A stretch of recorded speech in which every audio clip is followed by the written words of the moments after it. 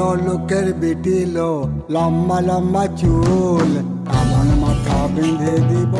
অবশেষে যোগ্য সম্মান পদ্মশ্রী পাচ্ছেন বড়লোকের বিটিলো গানের স্রষ্টা রতন কাহার। এ যেন না চাইতেই পাওয়া, কেননা তিনি জীবনে অনেক কিছু চেয়েছিলেন কিন্তু পাননি।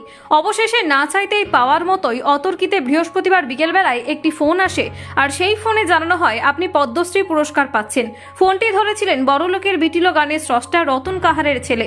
তবে ফোনে এটুকু জানার পর আর কিছু জিজ্ঞেস করেননি তিনি, কেননা তিনি তো তখন কেন্দ্র সরকারের তরফ থেকে এই বছর মোট 34 জনকে বেছে নেওয়া হয়েছে পদ্মশ্রী সম্মানে সম্মানিত করার জন্য। এই 34 জনের মধ্যে জায়গা পেয়েছেন বীরভূমের ভাদু লোকসঙ্গীত গায়ক রতন কাহার। রতন কাহারকে পদ্মশ্রী সম্মানের জন্য বেছে নেওয়ায় ছড়িয়ে পড়তেই বীরভূমের বাসিন্দাদের মধ্যে আনন্দের সীমা নেই। অনেকেই বলছেন অবশেষে তিনি যোগ্য সম্মানটুকু পেলেন। 88 বছর বয়সী রতন কাহারকে পদ্মশ্রী সম্মান দেওয়ার জন্য নির্বাচিত করার পর রতন কাহার জানিয়েছেন, আমি খুবই আনন্দিত, আমি খুব গর্বিত। এর পাশাপাশি এমন সম্মান পাওয়ার আগে তিনি যে সাধারণ কিছু মানুষ ছাড়া সেইভাবে কারো কাছে সম্মান পাননি, সেই বিষয়টিও ক্ষোভের সঙ্গে জানিয়েছেন।